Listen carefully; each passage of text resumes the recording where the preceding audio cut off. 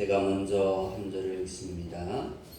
이때에 예수께서 갈릴리로부터 요단강에 이르러 요한에게 세례를 받으러 하시니 요한이 말려 이르되 내가 당신에게서 세례를 받아야 할 터인데 당신이 내게로 오시나이까. 예수께서 대답하여 이르시되 이제 허락하나 우리가 이와 같이 하여 모든 의를 이루는 것이 합당하니라 하시니 이에 요한이 허락하는지라. 예수께서 세례를 받으시고 곧 물에서 올라오시되 하늘이 열리고 하나님의 성령이 비둘기 같이 내려 자기 위에 임하심을 보시더니. 17절 다 같이 읽습니다. 하늘로부터 소리가 있어 말씀하시되 이는 내 사랑하는 아들이요 내 기뻐하는 자라 하시니라.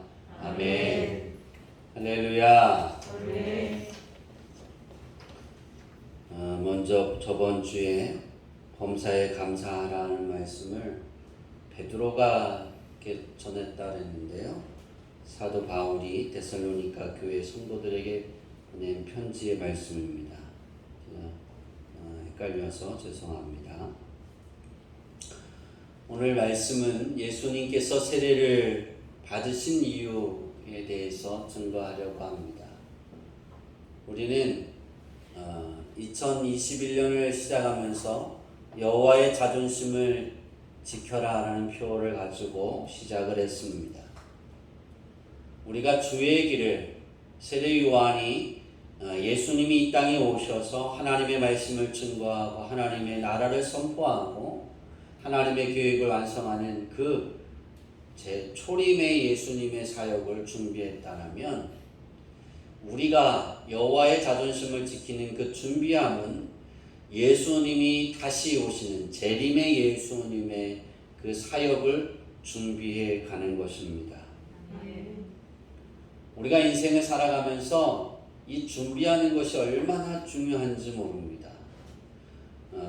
우리가 백신을 맞을 때 그 백신을 맞는 것도 잘 준비해야 하고, 우리가 생활하는 것 있잖아요. 시험을 치면 시험 준비를 잘해야 그래도 좋은 점수를 맞이할 수 있습니다. 그렇죠? 우리가 인생을 살아가면서 준비하는 것에 만큼, 준비한 만큼 우리가 얻을 수 있고 우리가 누릴 수 있습니다. 우리의 신앙생활도 마찬가지로 하나님이 우리에게 복을 주시기를 원하시고 우리에게 정한 대가를 지불해 주기를 원하시는데, 그것을 내가 받아 누리기 위한 것은 한 가지입니다. 잘 준비해야 됩니다. 이것을 잘 준비하려면 성도로서, 하나님의 자녀로서 가장 무엇을 먼저 잘 알아야 할까? 예수님이 세례를 받으신 이유를 우리는 잘 파악하고 그것을 우리가 따라서 그 예수님처럼 우리가 생활해 나갈 수 있어야 됩니다. 저와 여러분 같이 예수님을 영접하고 주로 시인하고 예수님의 가르침에 따라 살아가려고 최선을 다하는 사람들을 세상 사람들이 그리스도인이다 라고 말합니다. 다시 말해서 예수님의 사람이다 라고 표현하는 겁니다. 그거보다 더 좋은 이야기가 없을 것 같아요. 명칭이 없을 것 같아요. 그렇죠? 당신은 그리스도인입니다. 잘 봐야 돼요. 네, 누군가가 우리에게, 저에게 당신은 그리스도인입니다. 당신은 크리스천입니다. 그러면 정말 좋은 거예요. 그것만큼의 큰 축복이 없을 것 같아요. 왜냐하면 그 단어 속에는, 그 그리스도인이라고 말하는 그 속에는 당신은 예수님을 영접한 사람이에요. 당신은 예수님을 주로 시인하고 예수님의 가르침대로 살아가기 위한 열심을 다하는 사람이에요. 그러고 인정한 것이기 때문에 그것을, 그 이야기를 받는다는 거, 그렇게 불려진다는 거 너무나 행복한 거예요. 주양기교회 성도들이 살아가면서 많은 사람들을 만나고 여러분의 처소에서 여러분에게 주어진 일터에서 일상을 생활해서 그리스도인이라는 이야기를 듣고 그 삶을 살아갈 수 있기를 바랍니다. 아멘. 오늘 예수님께서 세례 받으신 이유를 우리가 살펴보려면 먼저 현재 그리스도인을 포함한 모든 사람들의 완전의 시작이 무엇일까를 우리는 먼저 알아야 됩니다. 그러니까 그리스도인과 그렇지 않은 모든 사람들을 포함해서 그 사람들의 완전의 시작은 과연 무엇일까? 바로 예수님을 영접하는 그 순간입니다. 또한 세례를 통해 사람과 세상에 난 하나님의 자녀라는 사실을 보여주는 행위에서 완전히 시작이 되는 것입니다. 내가 무언가를 열심히 해서 얻었다라고, 기도 응답받았다고, 기적이 일어났다고 거기서 완전해지는 게 아니에요. 완전의 시작은 예수님을 영접하는 것과 또한 그 영접한 이후에 내가 세례를 받고 난 하나님의 자녀입니다라고 드러내는 그 삶에서 나타나는 것입니다. 그리스도인의 완전의 시작은 예수를 주로 시인하고 죄를 인정하고 또한 고백을 통한 회개, 이러한 삶을 바탕으로 해서 하나님의 정하신 바와 하나님의 뜻하신 대로 살겠다라는 고백과 세례를 받는 겁니다. 그리고 그 이후에 더 나아가 성결의 삶을 살아가기 위해 말씀 안에서는 끊임없는 노력과 그리고 하나님의 정하신 바와 뜻하신 대로 온전한 순종의 삶을 실천해 나가는 것이 그리스도인의 완전의 시작이고 완전을 이루어가는 것입니다. 그리스도인이 완전한 삶을 살아간다. 당신은 완전해졌어요. 그렇게 인정받는 것은 우리가 좀 더 축약을 해서 하나님의 정하신 바, 하나님의 뜻하신 바대로 살아가고 그것에 순종하는 거예요. 억지로가 아니라 마지못해서가 아니라 내가 즐거운 마음으로 순종하는 거예요. 예수님이 하나님의 아들입니다. 그렇죠? 예수님은 만왕의 왕으로 이 땅에 태어나셨습니다. 여러분 생각해 보세요. 낮고 천한 사람에게 세례를 받아야 돼요. 그게 쉬울까요? 어려울까요? 네, 쉽지 않아요. 이게 그렇게 할까요? 우리 레연이가 우리 교회에서 지금 가장 어린 선교에게 무릎을 꿇고 머리에 손을 얹고 내가 널 인정해 줄게. 그리고 선교가 해줘야 돼. 그렇게 하기가 쉬워요? 어려워요? 왜 어려울까요? 자존심이 상하잖아요. 그렇죠? 근데 예수님은 그것에 어떻게 하셨냐면 하나님의 뜻이기에 뭐 하셨더라? 순종하셨더라. 우리가 생각할 때 그거 자존심이 상할 수 있어요. 근데 그래도 순종할 수 있어요. 하나님의 뜻이라면, 하나님이 정한 것이라면 우리는 거기에서 순종의 가치를 배워갈 수 있어야 됩니다.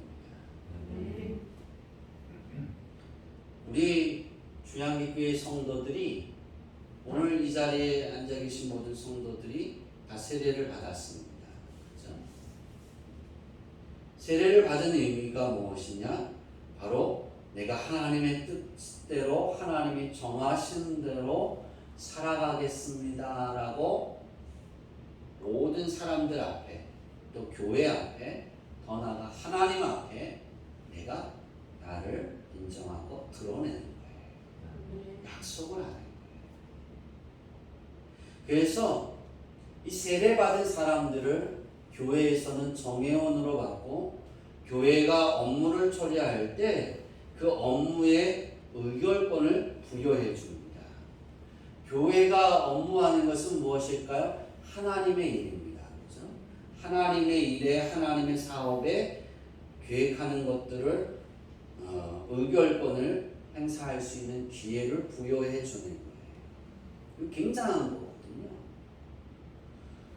조금 있으면 우리는 대통령 선거를 합니다. 그죠? 지자체장 선거도 하죠. 그죠?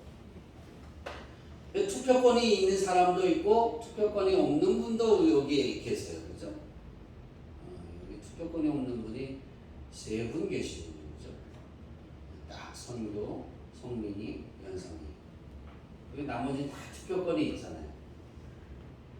저 3사람이 몰래 들어가서 투표를 해요. 그럼 뭐가 되는 거예요?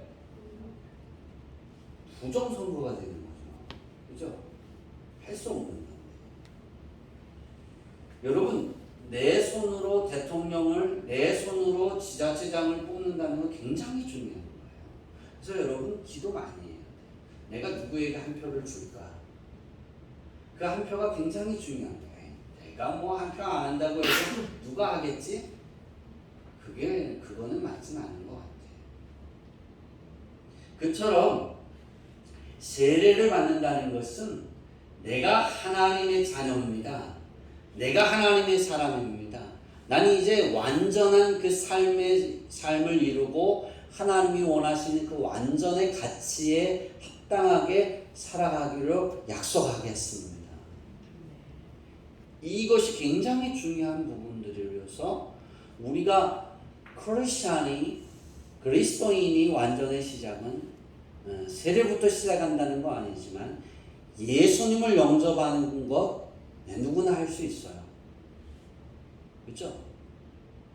내가 예수님 믿어요. 세상의 모든 사람들 다 그렇게 말할 수 있어요. 그런데 세례는 누구나 받지 않아요. 정말입니다. 세례는 하나님과의 약속이고 난 이제 하나님의 자녀야 라고 선포하는 거기 때문에 고백하는 거기 때문에 모든 사람들에게 당당하게. 그래서 완전의 시작은 그렇게 표현할까요? 나를 사람들에게 선포하는 것과 같은 거예요. 장로교단은 루터 신학의 바탕으로 세워졌다면 성결교, 우리 예성이잖아요. 예성에는 성결교단은 기성하고 예성으로 나눠졌어요. 하나였다가 갈라졌어요.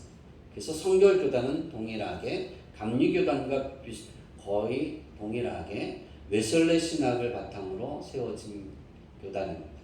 그러니까 루터 신학의 바탕으로 이렇게 흘러가는 장로교단, 감리교단과 성결교단은 영국 사람이죠. 웨슬레가 성화의 은총을 받고 그가 깨달은 그 믿음의 바탕을 따라서 신학을 따라서 세워진 교단이고 교회입니다. 이 웨슬레는 그리스도인의 완전에 대한 결론적 견해로 이렇게 표현하고 있습니다. 가장 거룩한 사람일지라도 그들의 선지자로서 또한 세상의 빛으로서 여전히 그리스도를 필요로 한다. 왜냐하면 그리스도는 순간순간의 빛만을 주시는데 그리스도가 물러가시면 모든 것이 흑암으로 되기 때문이다. 가장 거룩한 사람들도 그들의 주님으로서 그리스도를 필요로 한다. 그것은 하나님께서 그들에게 성결을 비축해 주시는 것이 아니기 때문이다. 순간순간 공급받지 아니하면 불결밖에 남는 것은 없다. 이 세상에서 가장 거룩한 성도들도 그들이 갖고 있는 성물을 위하여 속량하시는 대제사장으로서의 그리스도를 여전히 요청한다. 완전한 성결까지도 예수 그리스도를 통해서만 하나님께 연락될 수가 있다. 그러니까 우리가 한 번 예수 그리스도를 영접했다고 해서 이것을 요약하면 한 번 내가 예수를 영접했다고 해서 우리가 완전한 그 완전체의 삶을 살아가는 것이 아니라 내가 예수를 영접한 그 순간부터 내가 하나님의 부름을 받아 죽는 그 순간까지 누가 필요한 거예요? 예수님의 빛이 내게 비춰줘야 되는 거예요. 그래야 완전해진다는 거예요. 우리들은 웨슬레가 주장하는 것처럼 예수님을 영접함으로 죄사함을 우리는 받았습니다. 그래서 또한 세례를 받음으로 하나님의 자녀의 생활을 살아가겠다라고 약속한 사람들입니다. 예수님을 통해 죄사함을 받았음에도 우리들은 여전히 세상의 유혹 가운데 있기에 세상에 비치신 예수님께서 우리 모든 시간의 영역에 필요한 것입니다. 그렇기에 우리들은 하나님이 찾으시는 예배자가 되어야 하고 그 믿음의 기초 안에서 내게 주어진 하나님이 내게 주어주신 일상의 일들을 해나가야 하는데 그 일상의 일들을 예수님의 빛 가운데 행해 나가야 합니다. 우리는 여기서 굉장한 가치를 찾아야 하는데요. 그리스도인이 예수님의 빛 가운데 내게 주어진 평상시의 일상의 삶을 살아야 되는 거예요. 특별하게 예배 드릴 때만 하나님께 찬양하고 하나님께 기도할 때만. 이스라엘 백성들이 그랬잖아요. 구약에 보면 이스라엘 백성들은 일상의 삶에서 하나님께 예배하는 삶을 살지 않았어요. 하나님께 제사 드릴 때만 제물을 구별하고 우복을 단정하게 하고 그때만 제물을 드리면서 완전체의 삶을 살려고 했어요. 근데 예수님이 이 땅에 오셔서 그걸 지적하는 거예요. 너희들에게 일상의 삶이 하나님 앞에 나와 제사를 드릴 때처럼 제물을 드릴 때처럼 너의 일상의 마음, 생각, 행동 그 일들이 그 가운데 살아야 한다. 우리의 말이 예수님의 빛 가운데 살아서 말을 해야 하고 내가 하는 일이 예수님의 빛 가운데서 일을 하는 거예요. 내가 공부하는 가운데도 예수님의 빛 가운데 그래서 예수님이 내 안에 주인이 되어야 되는 거예요. 예수님이 그러셨잖아요. 내가 문 밖에 서서 두드리노니 네가 이 소리를 듣고 문을 열면 내가 너에게로 들어가서 너로 더불어 먹고 누구로 더불어? 나 자신을 예수님이 내게 들어오셔서 나로 더불어 드신다는 거예요. 내가 예수님께 문을 열어서 예수님 가운데 그 빛 가운데 내 일상의 삶을 살아가려면 예수님이 또 그렇게 말해요. 너는 나로 더불어 먹으라. 우리는 예수님으로 더불어 먹고 사는 사람이 돼야 돼요. 내가 예수님이 주시는 것, 예수님을 통해서 그 예수님을 더불어 해서 내가 먹고 사는 인생이 되어지려면 내가 세례받은 것처럼 하나님의 뜻하심과 하나님의 정하신 바에 순종할 수 있는 삶을 살아가야 돼요.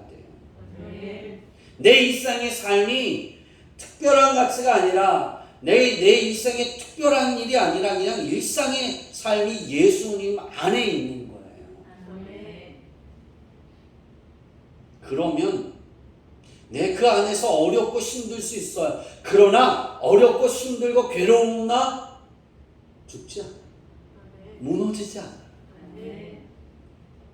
우리는 연약해서 하나님의 뜻을 잘 몰라서 힘들고 어렵고 그런 일들이 있을 때 막 흔들리고 괴로워하고 아파할 수 있어요.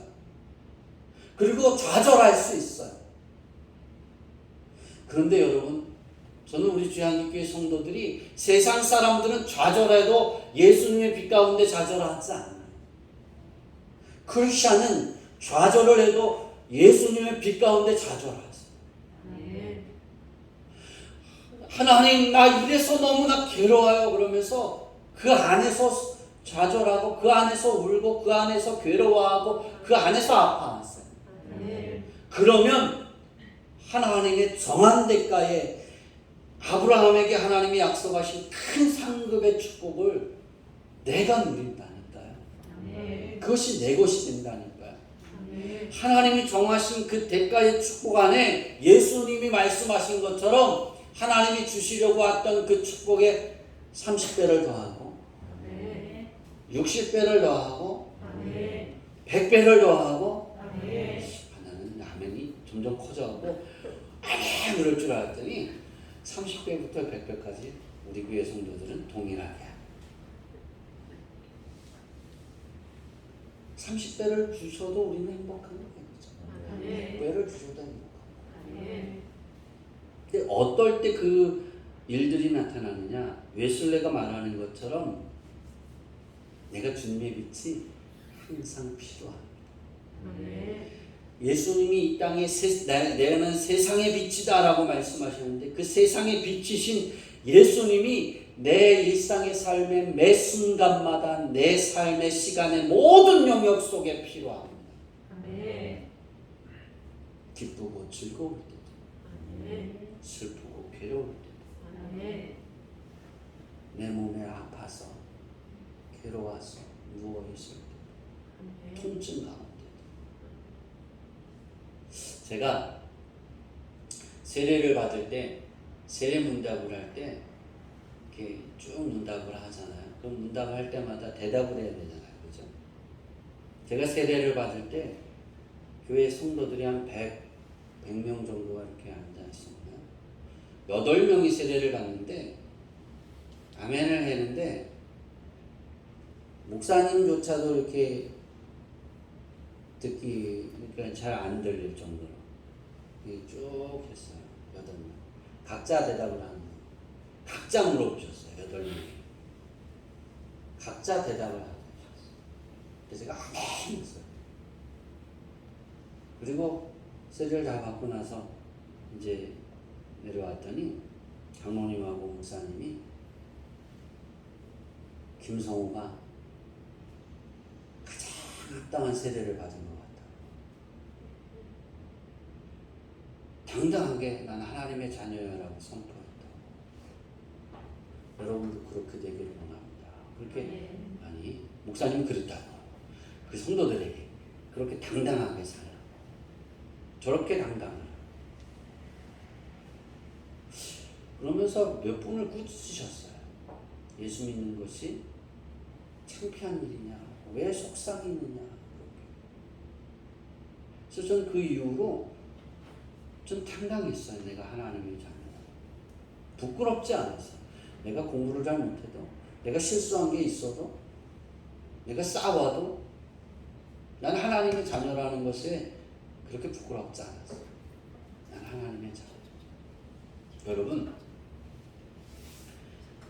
여러분이 당당할 수 있기를 바랍니다. 웨슬레는 순간순간 공급받지 아니하면 불결밖에 남지 않는가 그랬는데요. 저는 그렇게 표현해요. 우리가 순간순간이 아니라 어느 한순간이라도 그 빛에 우리가 비춰주지 않으면 우리는 불결한 자가 되는 거예요. 그래서 그 빛에 항상 노출되어 있어야 돼요.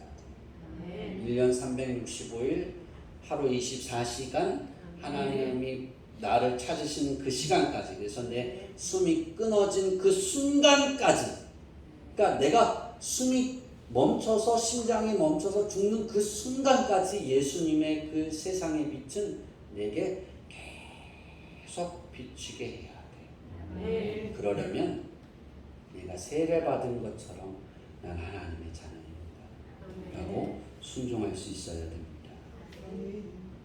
오늘 예수님이 세례받으신 이유의 3가지로 정리해서 말씀을 증거하려고 합니다.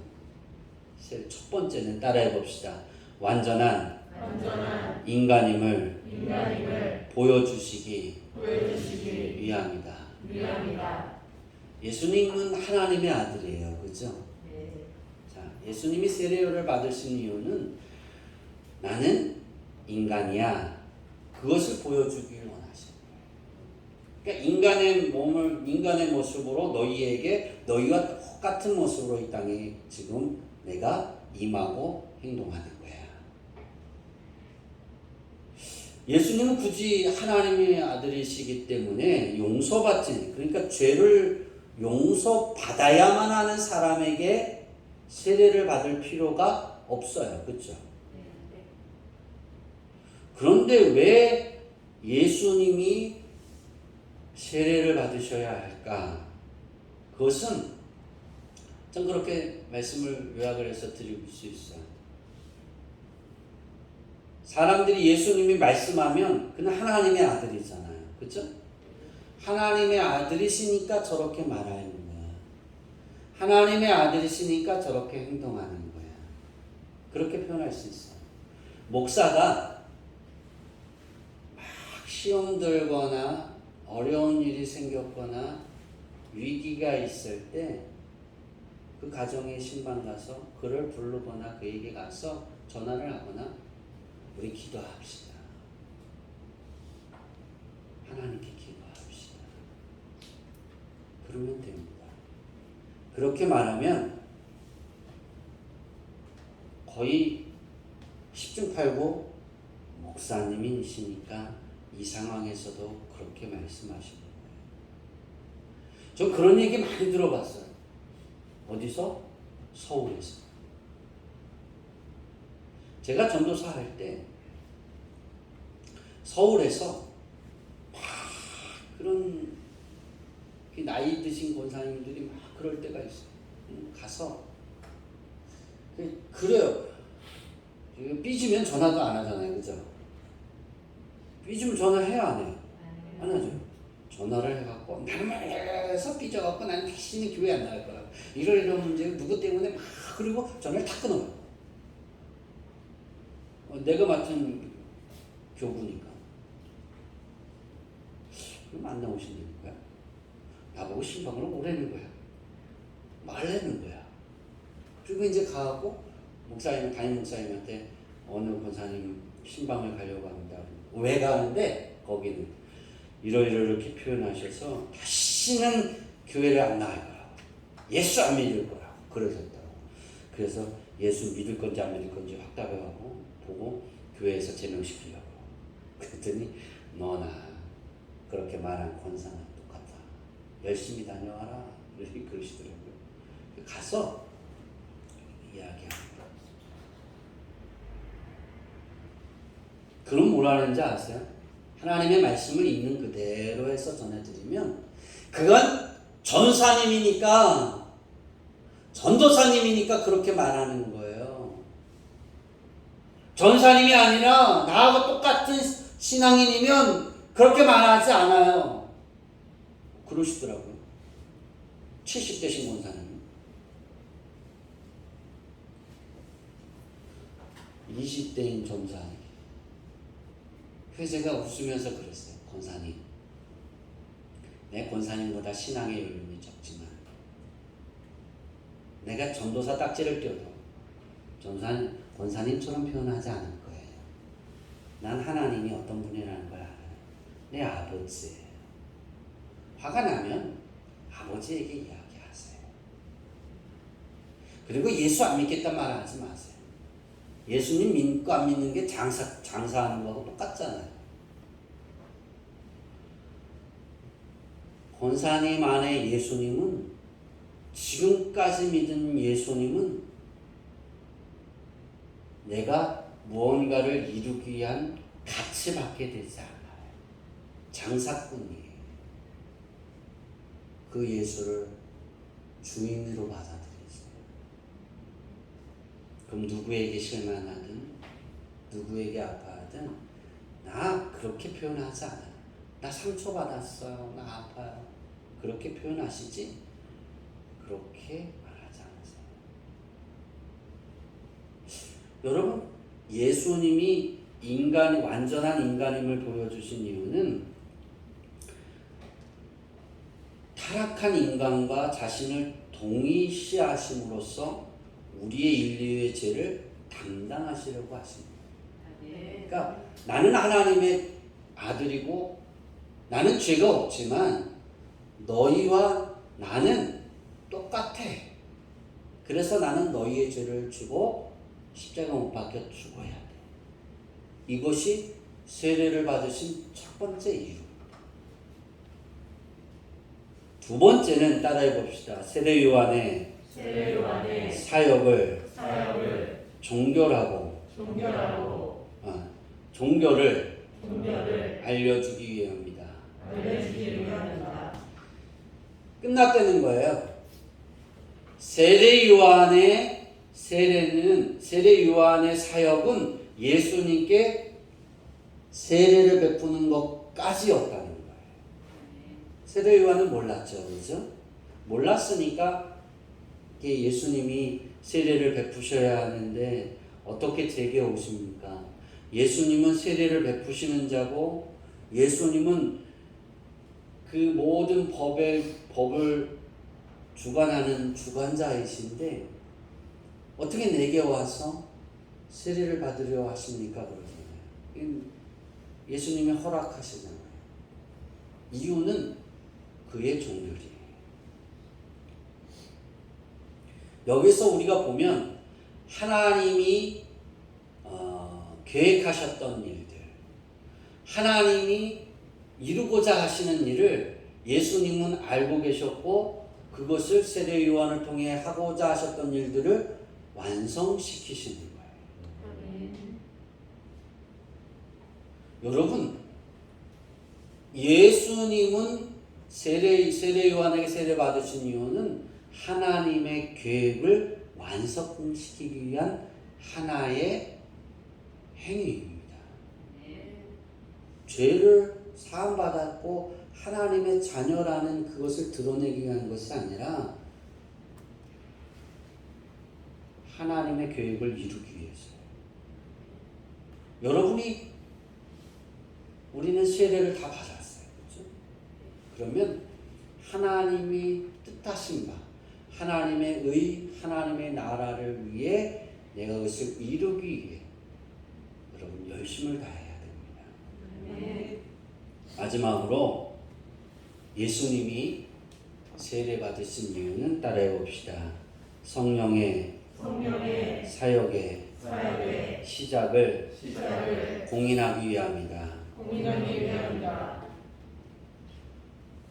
성령 사역을 가장 크게 오픈할 수 있는 건 어떤 것이었을까? 세례를 받으려고 각 지역에서 다 모여들었어요. 그죠? 유대인들이, 그죠? 거기에서 예수님이 세례를 받으시고 성령이 비둘기같이 임하고 하나님이 말씀하시잖아요. 그죠? 예수님이 드러나는 거예요. 그죠? 예수님이 모든 유대인들에게 드러나는 거예요. 하나님이 말씀하시잖아요. 이는 내 사랑하는 아들이다. 그죠? 그리고 성령이 임하는 것을 그들이 보게 되잖아요. 다시 말해서 성령을 오픈하는 거예요. 누구에게? 모든 사람에게. 예수님을 통해서. 신약 성경에서 성령의 역사는 예수님의 세례 직후부터 시작이 되었습니다. 그 후 예수님께서 성령의 인도로 광야에 나가셨고 승천하시면서 믿는 자들에게 그 성령을 차별 없이 부어주시겠다라고 약속하셨습니다. 그래서 내가 예수 그리스도를 주로 영접하면 성령님이 내 안에 임하셔서 내게 역사하십니다. 우리는 세례를 받아야 성령이 역사한다 그러는데요. 내가 예수 그리스도를 주로 신하는 그 순간부터 성령은 내게 역사하십니다. 그리고 내가 그 뜻에 순종해 갑니다. 바울은 성령을 소멸시키지 마라 그랬어요. 성령. 다시 말해서 내가 부인하는 거예요. 예수 그리스도를 주로 부인한 그런 성령이 내 안에서 역사하실 수 없다. 여러분, 예수님이 낮고 천한 자에게 머리를 숙이신 이유는 모든 사람에게 공평하게 성령을 부어주시기 위함입니다. 이제 말씀을 정리하려고 합니다. 여러분이 세례를 받으신 이유가 무엇입니까? 어떤 일이 있어서 세례를 받으셨습니까? 세례를 받고 난 이후에 여러분의 삶은 어떻게 달라지셨습니까? 저는 이제 우리 주양기교회 성도들이 세례받은 자처럼 예수님처럼 하나님의 정하신 바대로 하나님의 뜻하신 바대로 순종하기 위해 열심을 다할 수 있기를 바랍니다. 그리고 예수님으로 더불어 먹고 사세요. 여러분이 기도하세요. 따라해 볼까요? 하나님, 나는 그러면 안 되죠. 다시 합시다. 하나님, 저는 예수님으로 더불어 먹고 살고 싶어요. 도와주세요. 예수님의 빛이 여러분에게 비추어지면 예수님으로 더불어 먹고 살아요. 그러면 예수님은 나로 더불어 먹고 사시기 때문에 행복한 거예요. 그렇죠? 우리 주양기교회 성도들이 예수님께서 세례 받으신 이유가 나의 이유가 되기를 바랍니다. 내 삶의 이유가 되기를 바랍니다. 내 생각에, 내 마음에, 내 계획에, 내 꿈과 비전의 이유가 되기를 바랍니다. 그래서 여호와의 자존심을 지키고 세상에 비치신 예수님을 크게 드러내는 우리 모두가 되어지기를 축원합니다. 기도하겠습니다.